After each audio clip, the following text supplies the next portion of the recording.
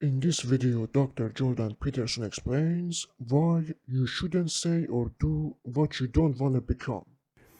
So anyways, that was all to tell you that, oh yes, back to the rats. So okay, the rats are pulling on you can measure rat motivation by how hard they pull on the spring, let's say, and they're more motivated if they're running away and running towards. But let's go back to play. So you can take juvenile rats who haven't been able to play for a while, maybe they've been isolated, or maybe they just haven't been able to engage in physical activity, like many school children that you might be thinking about, neither allowed to play nor allowed to engage in physical activity, and there's a reason I'm telling you that.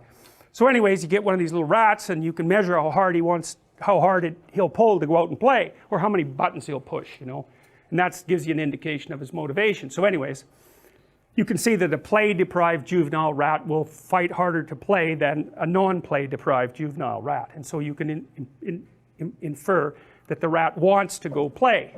And you know, you do the same measurement with everyone around you. If they want to do something, you're going to poke and prod at them to see what sort of things they're willing to overcome in order to go and do that. You'll object even if you don't really object. It's like, it's a measurement device. And if they're willing to overcome a bunch of your objections, then you think, oh well, maybe they really want to. And that's another thing to really know. If there's something you want, you need about 5 arguments about why you want it, because the probability that the person who's opposing you will have 5 arguments about why you shouldn't have it is very low. They just won't have thought it through enough. So the other thing that happens in the future authoring exercise is that you're asked to articulate the reasons for all the goals that come out of your vision of the future. So you're asked, like, why would it be good for you? Why would it be good for your family? Why would it be good for broader society? So that gives you 3 levels of argumentation right there.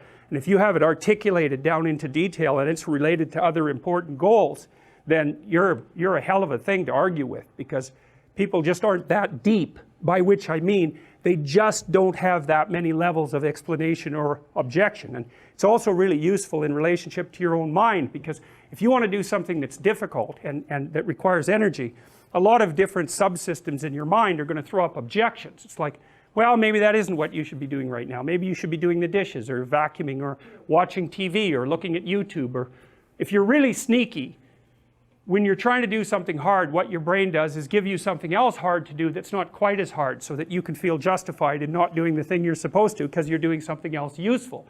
And if you give in to that temptation, which you often will, then it wins, and because it wins, it gets a little dopamine kick and it grows stronger.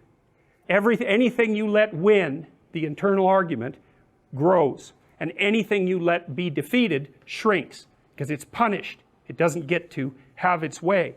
So that's another thing really to remember, is don't practice what you do not want to become. And because they're neurological circuits, you build those things in there, man, they're not going anywhere. You can build another little machine to inhibit them. That's the best you can do. Once they're in there, you can't get them out.